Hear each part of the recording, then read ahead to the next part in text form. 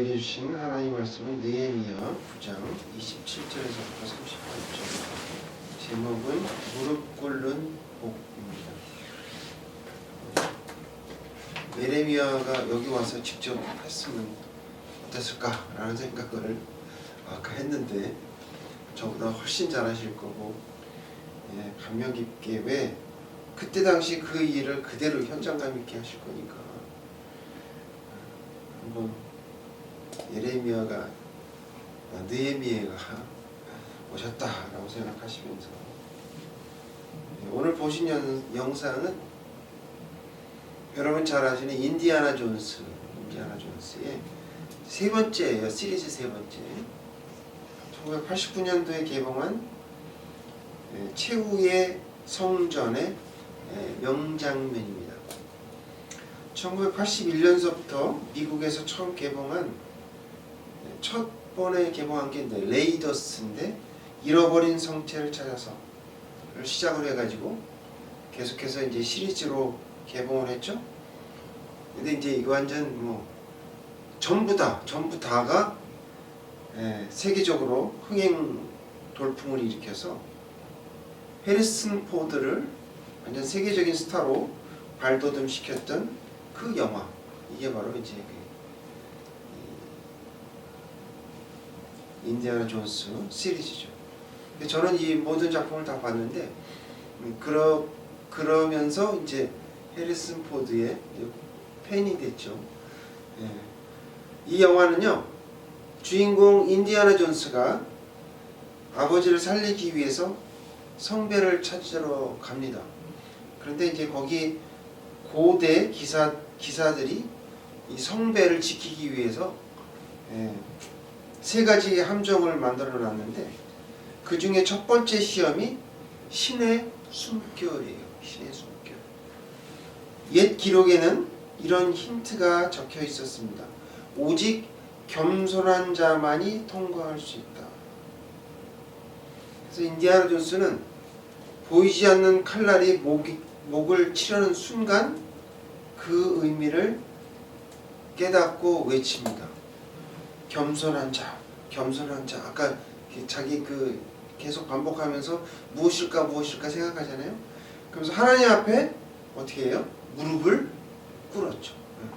그러니까 그가 몸을 낮게, 자세를 낮추자 거대한 칼날이 그의 머리 위를 간발 차이로 슉 하고 지나갔습니다. 그 전에 많은 사람들이 그 칼날로 인해서 죽음을 당했죠.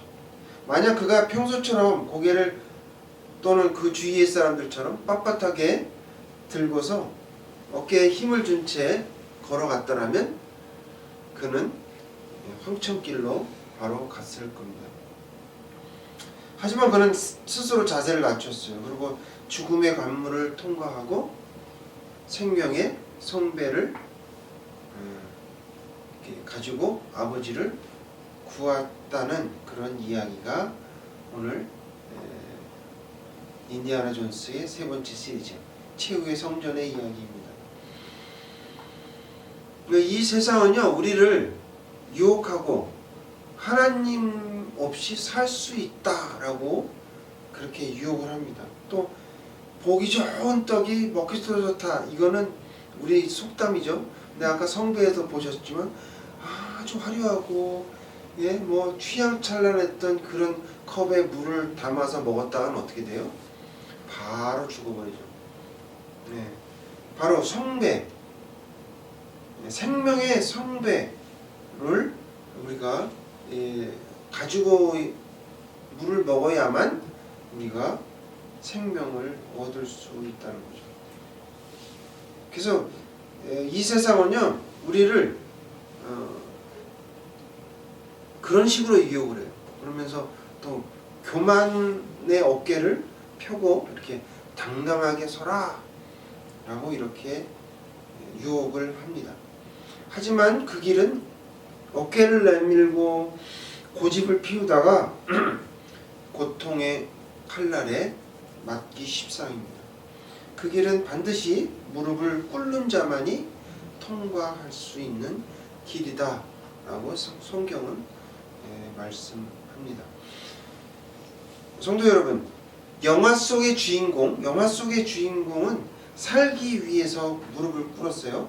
오늘 우리 앞에 세상의 유혹이나 거짓의 영의 칼날이 이렇게 스쳐 지나가는데 여러분 여전히 고집하는 어깨를 치켜 세우시고 계신다면 매우 위험한 상황이 되는 거죠. 지금이 바로 무릎을 꿇을 때입니다. 순종의 무릎을 꿇는 것은 내가 이 어떤 패배 의식에 의해서 무릎을 꿇는 것이 아니라 하나님의 심판을 피하고 그 다음에 생명으로 들어가는 유일한 길이기 때문에 우리가 무릎을 꿇어야 된다는 거죠. 우리가 오늘 성금 시간에 불렀던 노래 50장 찬송 있죠? 헌금 봉헌송으로 널리 사용되고 있죠. 내게 있는 모든 것을 아낌없이 드리네. 내게 있는 모든 것을 아낌없이 드리네. 이거의 원문 가사는요, 성경 여러분 찬송가에도 있을걸요. 그 밑에 잠깐 기록되어 있는데 All to Jesus I surrender all. I surrender all.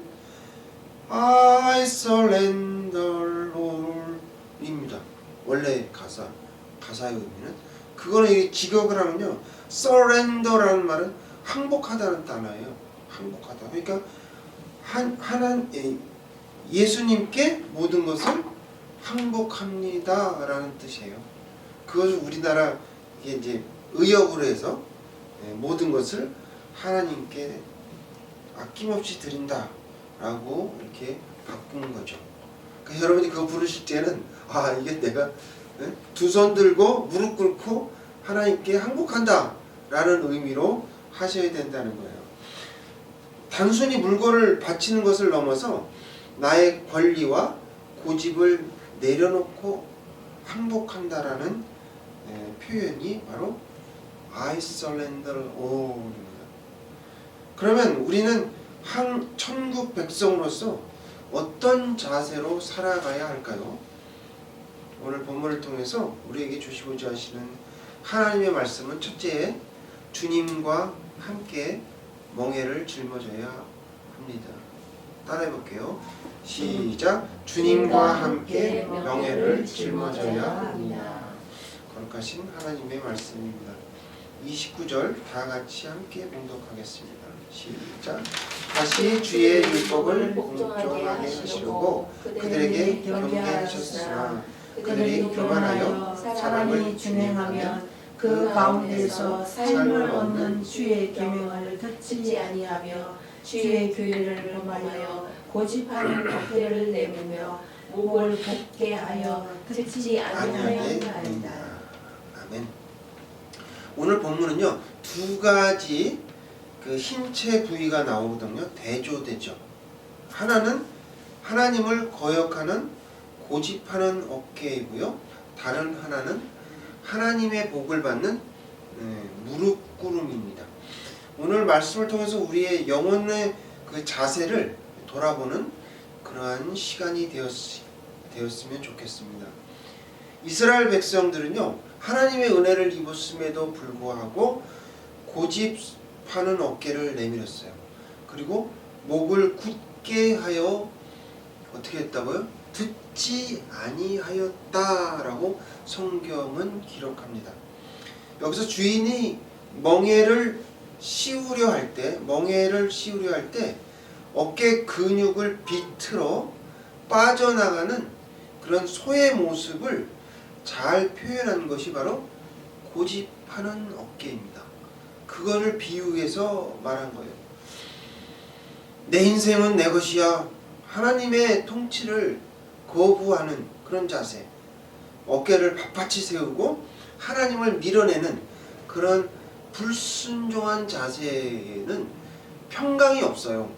평강이 없거든요. 내가 내 인생의 주인이 되기 때문에 그래요. 또 여기 26절에도 나와 있고요, 이따 보시겠습니다만 18절과 26절에 나와 있는데 주를 심히 모독하였다. 이게 바로 이제 고집스러운 어깨의 태도를 잘 표현하는 그런 말입니다. 여러분 그 나중에 설교 끝나고 나서 느헤미야 9장을 갖다가 처음 1절서부터 쭉 읽어보시면 좋을 것 같아요. 왜냐하면 이게 성경의 66권을 한 장으로 표현한 아주 요점 정리와 같은 내용이기 때문에 그렇습니다. 간결해요. 그 힘이 있어요. 이런 문장으로 구성되어 있거든요. 그런데 다른 성경에는 나와 있지 않는 단어가 여기 나오는데요. 그 단어가 바로 18절과 16절입니다. 여기를 한번 다 같이 봉독하도록 하겠습니다. 주보 뒷면에 있을 거예요. 18절 시작. 또 그들이 자기를 위하여 송아지를 부어 만들고 이르기를 이는 뭐 너희를 일구하여 애굽에서 나오게 한 신이라 하여 하나님을 크게 모독하였사오니. 26절 그들은 순종하지 아니하고 주를 거역하며 주의 율법을 등지고 주께로 돌아오기를 권면하는 선지자들을 죽여 주를 심히 모독하였나이다. 성경 어디를 봐도 성령을 모독했다는 말 한 번 나오긴 합니다만 이렇게까지 두 번씩이나 이렇게 했던 적은 매우 드뭅니다. 처음입니다. 한 번밖에 없어요. 근데 이게 매우 부끄러운 표현이거든요. 하나님을 심히 모독해? 야, 이게 어떤 내용일까를 찾아보니까 한 번은요, 아론과 백성들이 모세가 없는 동안에 금송아지를 만들었죠. 이렇게 금송아지를 만들고 거기에 숭배하고 절했던 그때에 하나님이 극노하셨거든요. 그때에 하나님이 하나님을 모독했다라는 표현이에요. 그 다음에 또 있어요. 이사야하고 예레미야나 에스겔 선지자를 막 보냈죠. 많이 보냈는데 그 하나님의 말씀을 듣지 않았던 때, 그래서 어떻게 돼요? 이스라엘 백성들이 바벨론으로 70년간 포로로 잡혀가잖아요. 그러고서 이제 돌아온 거예요. 돌아오니까 어떻게 돼요? 이제 깨달았죠. 느헤미야는 거의 절절하게 1절서부터 쫙 나와 있잖아요. 그래서 그때를 얘기하는 거예요. 두 번. 근데 그렇게 불순종한 것이 하나님을 심히 모독했다라고 이제 표현을 합니다. 제가 이 글을 읽고 많이 생각을 해봤어요. 야, 과연 우리 하나님이 이런 하나님은 아니신데 이런 말을 직접 하셨을까? 그렇지 않을 것 같아요. 왜 그런지 아세요? 오늘 성경에 보면 9장 17절을 한번 볼까요? 9장 17절 찾아볼게요. 17절을 찾아서 다 함께 봉독하겠습니다. 시작. 거역하며 주께서 그들 가운데에서 행하신 기사를 기억하지 아니하고 목을 굳게 하며 회역하여 스스로 한두머리를 세우고 종되었던 땅으로 돌아가자 하였나이다. 그러나 주께서는 용서하시는 하나님이시라. 은혜로우시며 긍휼히 여기시며 더디 노하시며 인자가 풍부하심으로 그들을 버리지 아니하셨나이다. 예. 여기 보니까 그렇잖아요. 용서하시는 하나님이에요. 그리고 은혜로우시고 긍휼하시고 더디 노하시고 인자가 풍부하시고. 예. 이 요나에도 이런 표현이 나오거든요. 하나님이 어떤 분인가 라고 나오는데 여기는 하나를 더 얹었어요. 용서하시는 것이 하나 더 들어간. 그러니까 이러한 하나님이신데 이러한 하나님이 이스라엘 백성들이 내가 나를 모욕하였냐? 이렇게 말씀하실까? 아니다 이거죠. 그거는 제가 보기에는 이 사실을 깨닫고 뉘우쳤던 사람들의 마음을 느헤미야가 기록한 거예요. 그러니까 이런 생각과 이런 태도를 가지게 된 것은 성전 성벽을 다 완성했죠. 완성하고 그 토라를 읽어주고 막 이렇게 하니까 백성들이 그 하나님의 말씀을 듣고 감동이 돼가지고 회개 운동이 일어났어요. 그래가지고 막 이제 자기가 나중에 보면 임봉하잖아요. 서명하거든요. 나 하나님을 다시는 배반하지 않겠습니다 라고 이렇게 서명을 하는데, 이런 것들을 통해서 내가 하나님을 이렇게 보니 우리 조상 때부터 지금까지 전부 다 하나님을 모독했구나 라고 느끼고, 이런 일이 또 있었죠. 옛날에 우리나라에 평양에 장대현 교회의 회개 운동이 바로 그겁니다. 그래가지고 어떻게 돼요 나중에? 성령 대붕이 일어났잖아요. 평양 대붕. 놀라운 일이 일어났습니다. 그래서 당나귀 여러분 아시죠? 당나귀가 얼마나 고집세인지 아시죠? 당나귀 한번 화나고 고집사잖아요. 절대 안 움직여요. 아이고 뭐 제가 한번 봤거든요. 예전에 당나귀가 그렇게 아주 고집센데, 그 당나귀처럼 고집 부리고 완강한 모습들이 바로 우리 현대 교인들의 모습이 아니냐. 그래서 이제는 어깨를 막 빼고 막 도망가지 말고 주님과 함께 멍에를 짊어져야 한다라는 게 오늘 주님의 말씀입니다.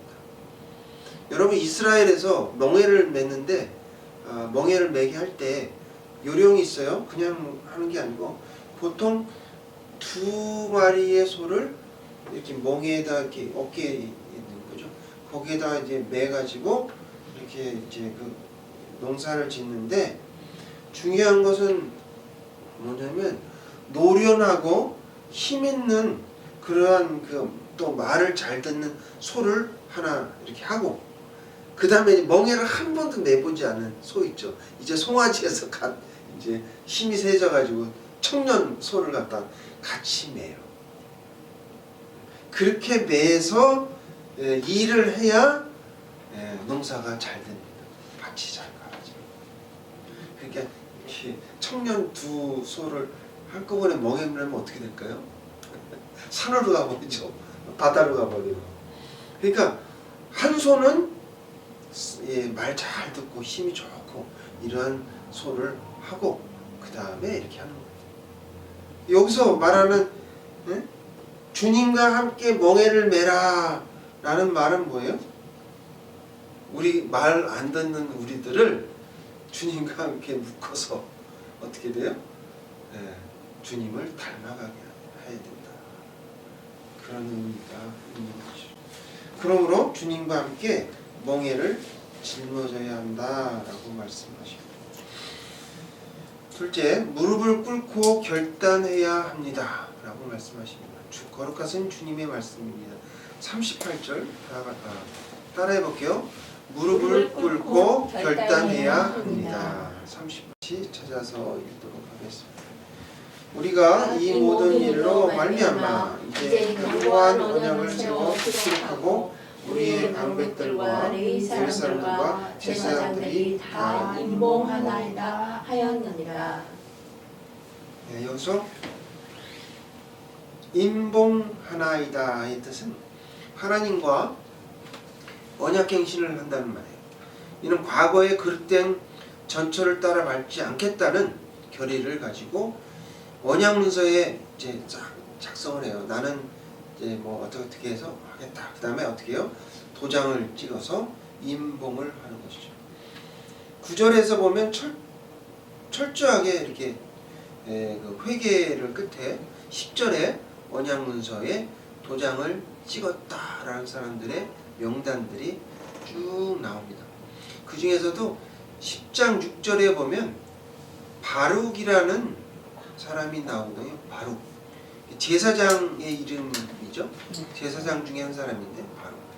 여러분이 잘 아시는 에레미야 36장 18절에 나오는 이름인데, 예레미야가 말한 하나님의 말씀을 먹으로 기록했던, 예레미야가 말한 하나님의 말씀을 먹으로 기록했던 그런 사람이 바룩이죠. 근데 그 바룩과 이름은 같은데 다른 사람이에요. 이 사람은 제사장이에요. 바룩의 의미는 뭐냐면 히브리어로 이제 바라크라고 하는데 복 받는 자라는 뜻입니다. 근데 이 어원은 무릎을 꿇다예요. 무릎을 꿇다. 그러니까 우리는 누구나 복 받기를 원하죠. 그러나 성경이 말하는 복은 우리가 생각하는 어떤 그 잘 되는 것, 소유의 복을 말하는 것이 아니라 신앙의 자세를 말하는 거예요. 신앙의 자세. 이스라엘 역사는요. 오늘 29절에도 나와 있고 28절에도 나와 있는데 다시의 역사예요. 다시의 역사. 그게 무슨 뜻인가? 28절에 평강을 얻으면 다시 주 앞에서 악을 행합니다. 그러나 하나님은 용서하시는 분이라고 아까 말씀드렸죠. 그래서 용서하시는 분이에요. 그래서 하나님의 용서, 하나님의 다시가 시작되는 거죠. 우리가 다시 악을 행하면 또 하나님이 다시 하나님의 그 회개를 하늘에서 들으시고 다시 긍휼을 베푸십니다. 우리가 심히 주님을 모독할 때 하나님은 심히 오래도록 참으셨다는 것이죠. 마태복음 21장 33절에 보면 여러분 포도원의 농부의 비유가 나오죠. 거기에 보면 어때요? 오늘과 비슷한 내용이 나와 있어요. 종두를 보내죠. 그 내용의 비유는 주인이 외국으로 잠시 가게 되는데 외국으로 간 사이에 농부들한테 맡기고 가는데 이제 그 소출이 나왔으니까 그 소출에 대한 거를 이제 주인이 행사해야 될 거 아니에요. 그래서 종을 보내요. 종을 보내는데 오는 종마다 때려서 쫓아보내고 때려서 쫓아보내고 그래서 마지막에 아들까지 보내죠. 그 전에 보냈던 종을 죽이기도 했는데 아들을 보내요. 이 아들을 보낸다는 게 이게 말도 안 되는 거 아닙니까? 내가 보냈던 그 종이 죽음으로 해서 다시 돌아왔으면 왜 아들을 보냅니까? 군사를 보내야지. 군사를 보내고 다 공모했던 사람들 다 몰아내고 그 다음에 어떻게 돼요? 내 아들로 보내서 차지하게 해야 되는데 하나님은 그렇게 안 했어요. 말도 안 되는 사랑이죠. 이거는. 그래서 우리가 지금 이 자리에 멸망당하지 않고 아직도 예배를 드리고 있는 거죠. 느헤미야 9장은요 우리에게 상당한 도전을 줍니다. 왜냐면요 아브라함 때부터 있었던 그 모든 이야기들을 한마디로 쫙 표현해서 한 장에 담았거든요. 그래서 이스라엘은 더 이상 말로만은 회개해서 안 되겠다. 자기 선조들처럼 그렇게 해서는 안 되겠다. 라고 생각을 해서 어떻게 해야 돼요? 인봉을 한 거예요. 결의, 서명을 했다고. 도장을 찍어. 이제 내 삶의 주권이 하나님께 있음을 서명 날인한 겁니다. 나중에 할래요.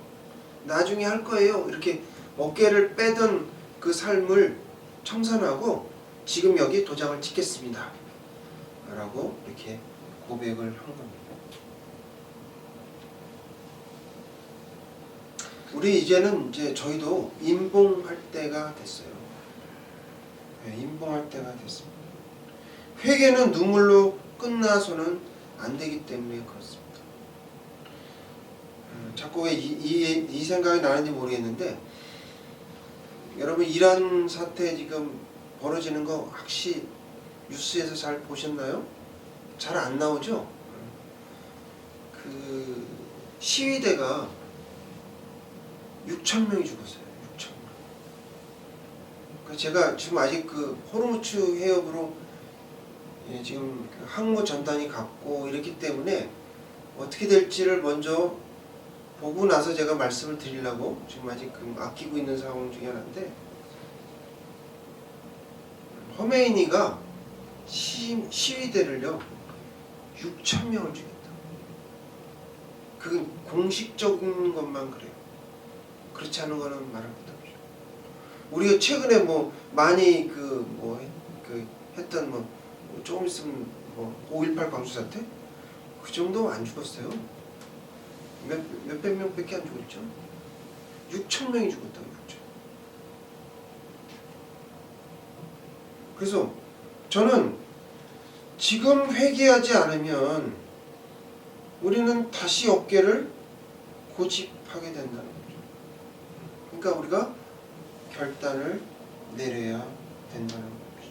주님, 저는 더 이상 주님을 배반하지 않겠다라는 굳은 결의로 무릎을 꿇는 그런 결단이 필요하다. 그러므로 무릎을 꿇고 결단해야 합니다. 오늘 말씀을 통해서 주님과 함께 멍에를 짊어져야 합니다. 무릎을 꿇고 결단해야 한다라고 말씀하십니다. 느헤미야 10장 6절 찾아서 다 함께 봉독하도록 하겠습니다. 간단하죠? 주보 뒷면인데. 다니엘, 김느돈, 바룩. 여기 다니엘은 그 다니엘이 아닙니다. 다니엘서에 나오는 다니엘은 같은 이름이에요. 여기 바룩이 또 나오죠? 바룩 나와요. 우리가 매주 이렇게 매주일날 저희가 성경으로 하는 쉐마 이스라엘 이 찬송하시죠. 유대인은 항상 생명과 같은 노래이며 기도문이에요. 오늘날 우리 기독교인에게도 깊은 영적 울림을 주는 찬송입니다.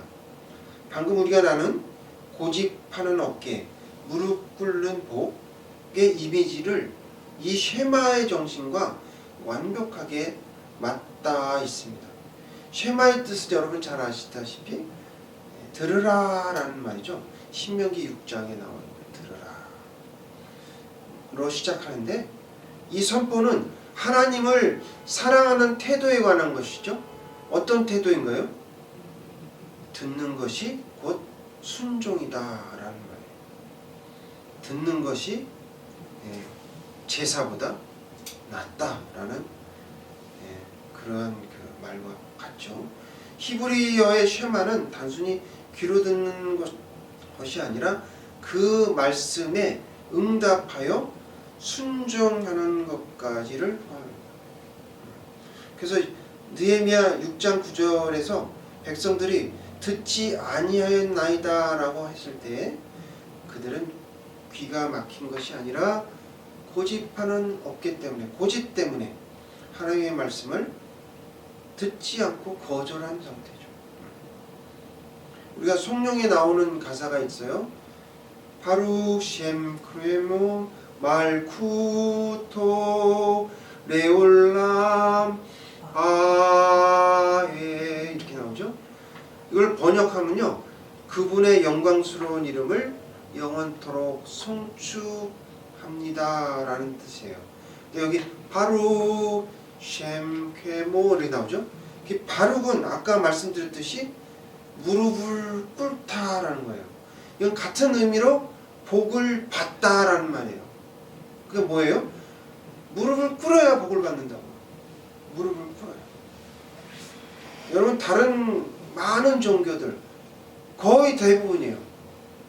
그 종교들은요, 불교, 이슬람, 힌두교 전부 다가 기복신앙이에요. 기복신앙. 복을 받기 위해서 그렇게 하는 거죠. 그러나 기독교는 복을 추구하는 종교가 아니에요. 하나님의 말씀을 무릎으로 순종하겠다라는 종교예요. 달라요. 그러니까 우리가 예수를 복을 받기 위해서 믿었다? 그러면 안 되죠. 그거는 취지가 다르니까. 그래서 쉐마 이스라엘은 이 노래는요, 여러분 엄마가 그 아이한테 자장가처럼 계속 어려서부터 말을 하기도 전부터 계속 들려줬던 노래예요. 그러니까 그 영혼 속에, 피 속에, 뼈 속에 그냥 담겨 있는 그런 노래예요. 그래서 그들이 나중에 그 홀로코스트에서 저기 독일군한테 총에 쏴 맞아 죽을 때 그 죽음의 문턱에서 불렀던 노래가 바로 쉐마 이스라엘 이렇게 불렀던 거예요. 바로 쉐케모 이렇게. 그것은 하나님은 한 분이시니 나는 그분 앞에 무릎을 꿇겠다라는 의미예요. 하나님은 우리가요 완벽할 때까지 이렇게 기다리시는 분은 아니에요. 완벽할 때까지 우리가 기다렸다가 너 이제 들어올 때가 됐어. 천국에 들어와. 그런 뜻이 아니고 우리가 무릎을 꿇을 때 마중을 나와 주신다는 거죠. 뭘로요? 버선발로. 여러분 천국 가면 하나님 그러실까요? 전 참 의문인데 아는 체도 안 하시면 어떨까? 천국 가는데 하나님 아는 체도 안 하면 어떨까? 그런 생각을 해봅니다. 걱정하지 마십시오. 하나님은 그런 분 아니에요. 버선발로 나와서 여론이 완벽하지 않더라도 환영해 주십니다. 오늘 인디아나 존스의 최후의 성전에서 보셨듯이 왜 무릎을 꿇는 것이 복인지를 분명하게 말해주고 있어요. 하나님과 함께 멍에를 매보시지 않겠습니까? 우리가 무릎을 꿇고 주님의 언약에 우리의 인생을 서약할 때 우리의 불행이 죽음의 칼날이 우리를 비껴갈 것입니다.